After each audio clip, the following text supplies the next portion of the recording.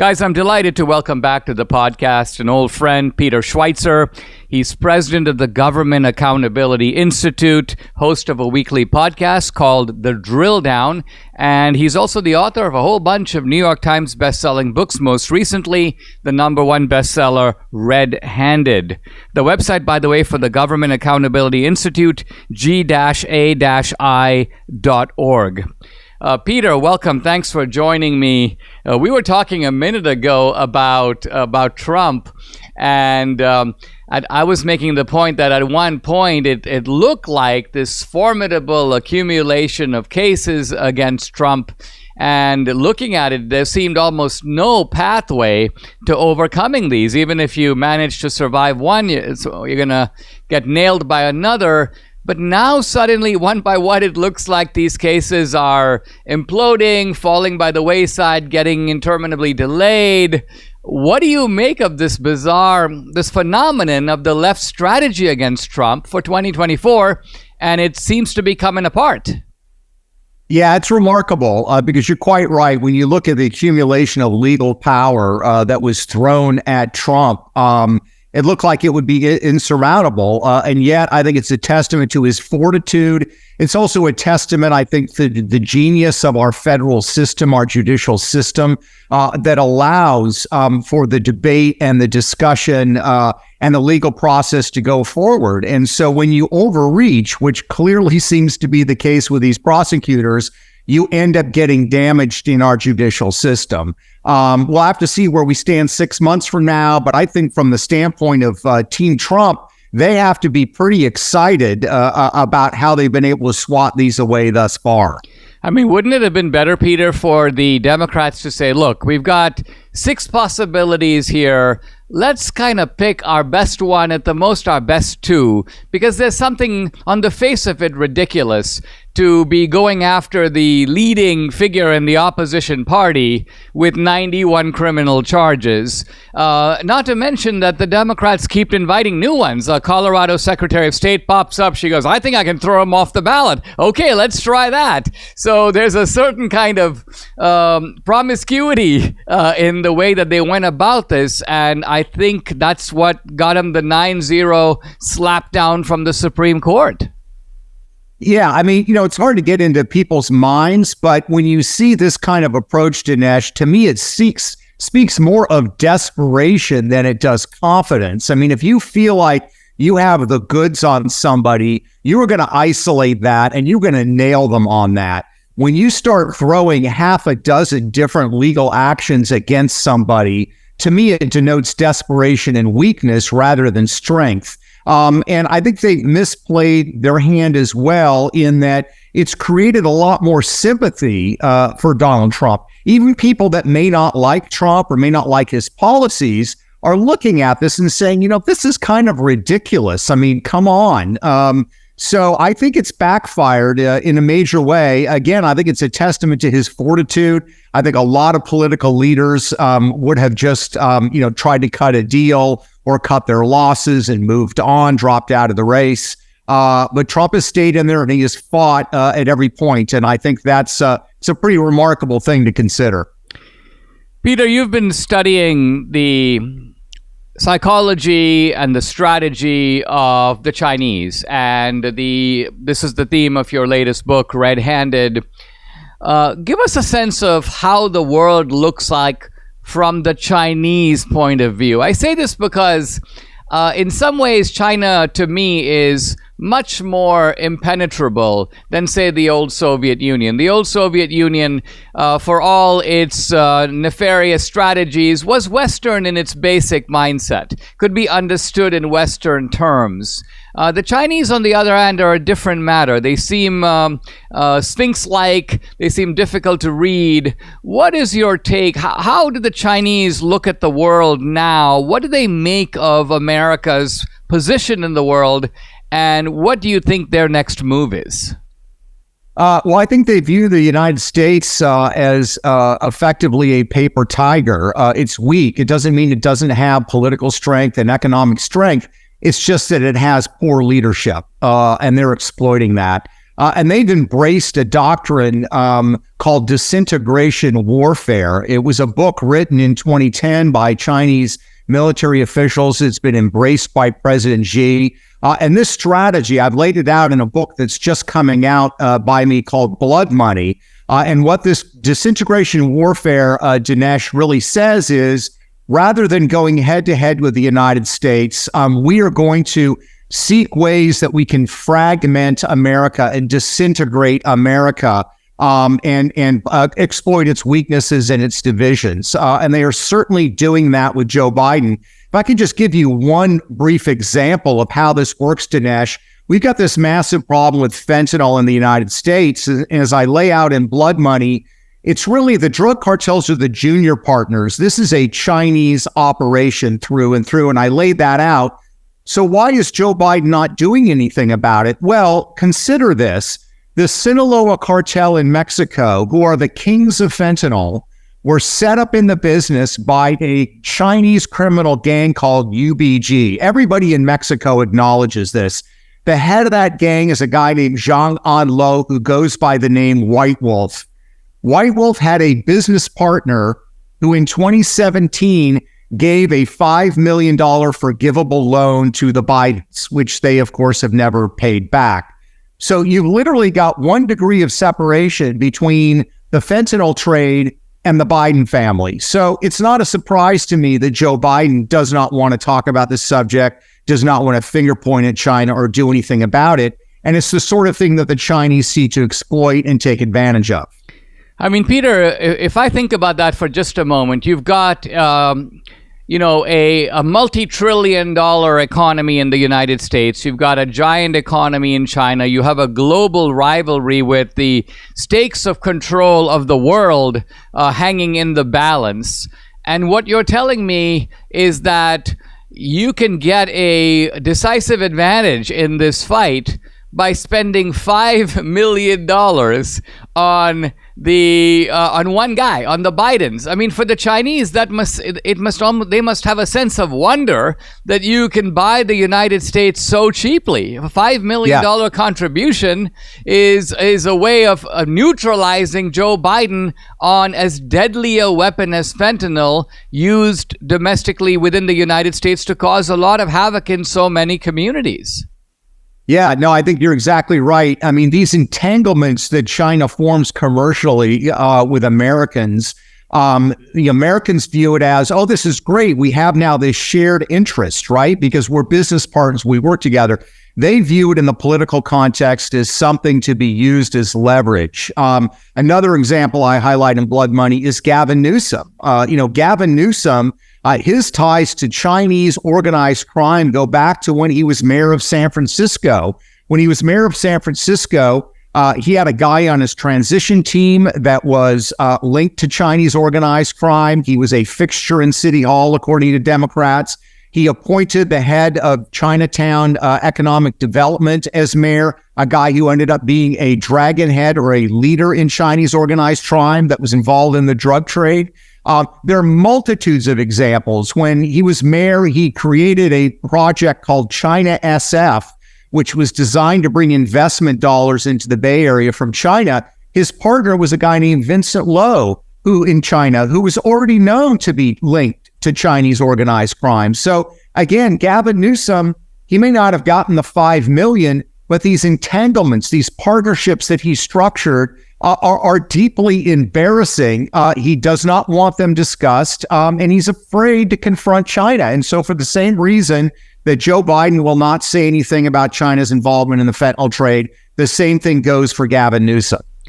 Do you think, Peter, that there's an ongoing debate now in the House about TikTok and the influence of TikTok? And do you see TikTok as a part of the cultural weaponry of the Chinese in America? I think it was you, but also some others who have highlighted that if you look at TikTok China, it has very different content than TikTok America. TikTok China is instructions in learning how to play the violin, basic introduction to mathematics and calculus. It's almost like an educational project, whereas here in America, it seems seems to be, at least in part, an active promotion of cultural degeneracy. Do you think that's how the Chinese view TikTok?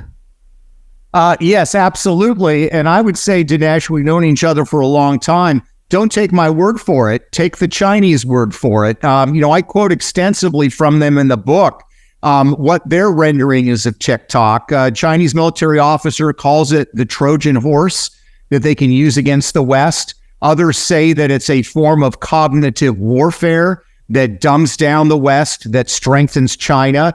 And Chinese propaganda officials, I quote them extensively, say this is the ultimate weapon for propaganda against the West, and they lay out how to do it. You need to be subtle about it, not too explicit. You need to appeal to emotion, because Dinesh, when you appeal to the emotions of young people, they embrace it as righteous indignation. They think they created it themselves, even though it was given to them by someone else. And now they're very, very easy to manipulate. So this is an ongoing discussion in China of how they're using TikTok against us.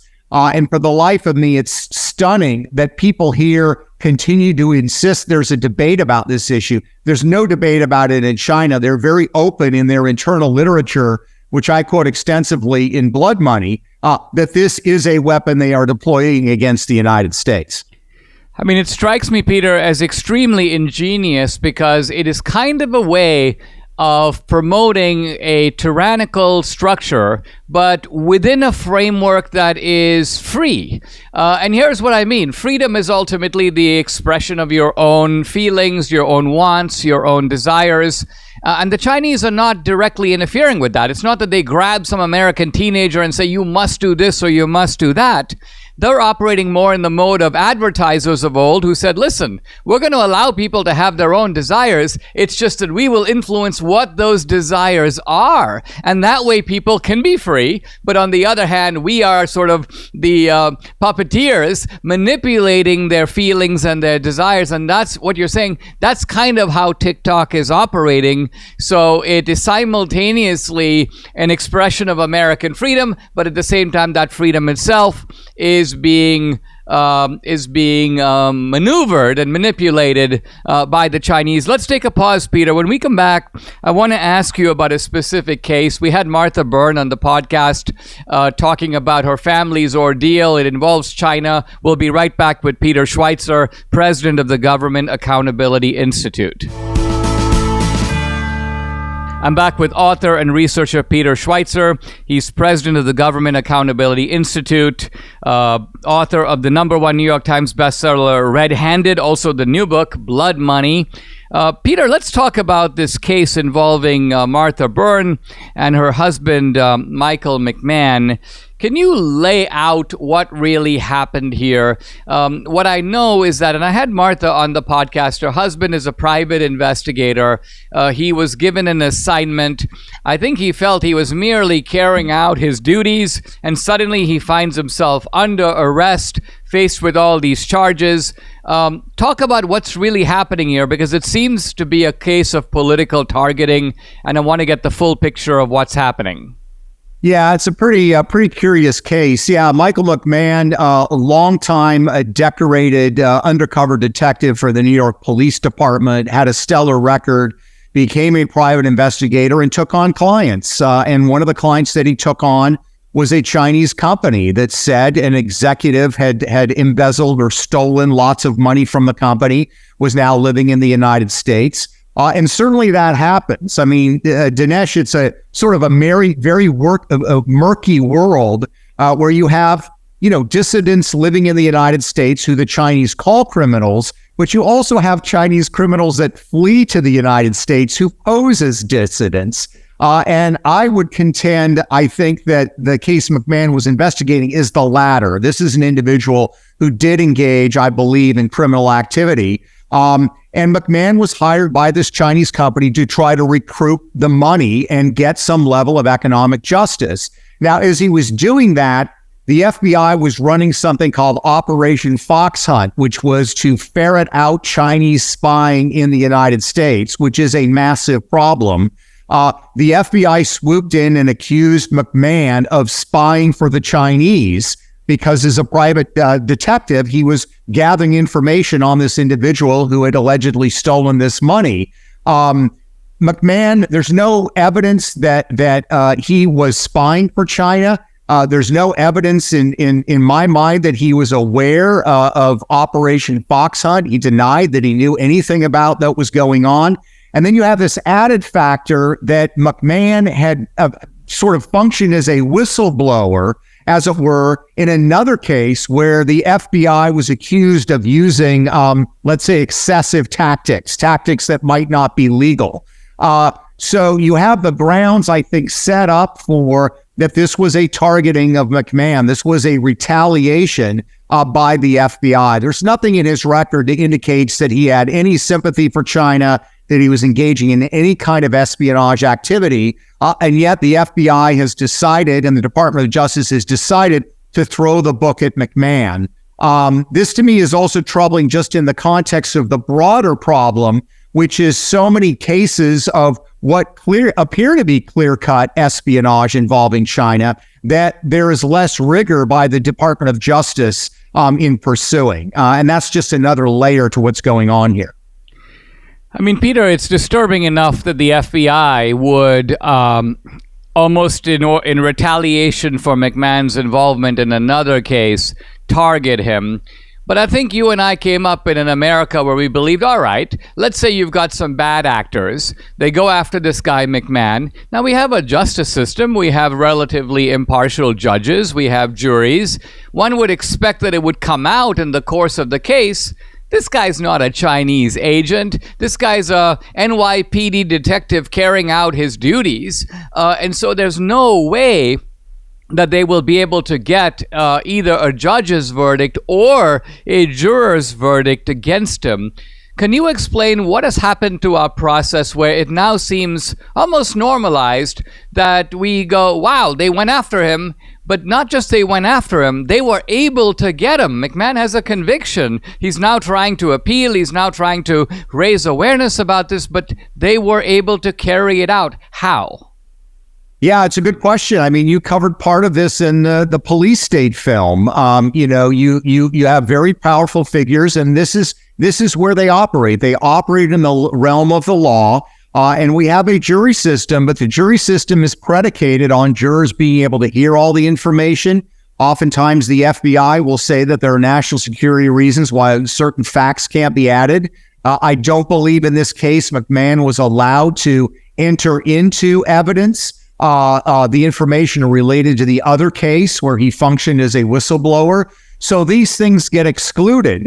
So it's an enormous problem. And you're quite right. I grew up believing and saying, we need to trust the FBI. I have shared information with the FBI as it relates to foreign intelligence cases. But the abuse of power has become too great and is quite worrisome. And I think you always have to look at the background of an individual. There's no indication in McMahon's background at all, that he would be sympathetic for the CCP, that he was paid some, large sum of money by the CCP to obtain secrets.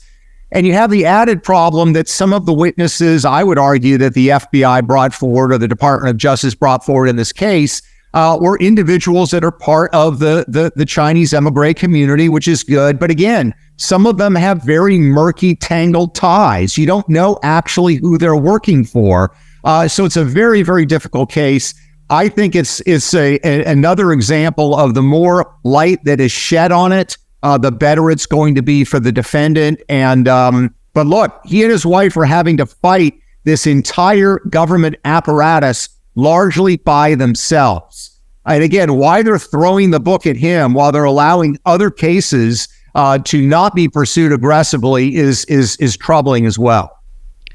I mean, it almost seems to me, Peter, that even if Trump wins the White House in November, and there is a restructuring of the FBI, the restructuring of the DOJ, and that in itself is going to be a tall enough order, there also needs to be almost a retroactive review. Trump has himself talked about the fact that he's going to look at the January 6 cases one by one again to see which of them really deserves to be cleared out. These people deserve a pardon. I mean, I would argue that you might consider pardoning everybody for the simple reason that when you have this kind of selective prosecution, this kind of deprivation of basic civil rights, this kind of a virtual show trial, then it doesn't really matter if someone did something or not. The whole process has been so irremediably contaminated. Do you agree that there needs to be a sort of a retroactive sweep of cases like this one to look to see whether there are injustices that can be rectified potentially by a presidential pardon? Well, the thing that's always bothered me about January 6th, I mean, there are lots of things, but one that really bothered me is the creation or the prosecution of these political crimes, right? Look, if you punch a police officer on Capitol Hill, charge them with assault. They assaulted somebody. If you want to charge people with trespass and it's an egregious case, charge them with trespass. But, insurrection, conspiracy, all these other charges, I think are ridiculous. I think if Trump wins in November, his single most important appointment is going to be Attorney General of the United States. And he needs to pick a worker or a grinder, somebody who is prepared to go in root and branch of the Department of Justice and clean it out. I would say, I don't know the politics behind it. I would say a guy like Governor Ron DeSantis of Florida, who works very aggressively, very smartly, would be a great candidate for that position. Because until you deal with Department of Justice corruption and cronyism and selective prosecution, you are not going to deal with the broader issues that we face in this country. So that's the single most important appointment that Trump is going to make. I couldn't agree more, Peter.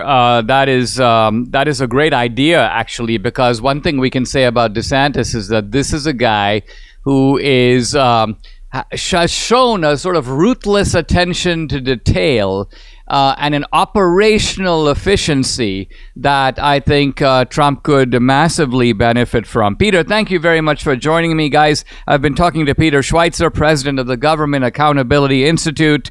The most recent book, Red Handed, the new one, Blood Money, and the website g-a-i.org. Subscribe to the Dinesh D'Souza podcast on Apple, Google, and Spotify, or watch on Rumble, YouTube, and salemnow.com.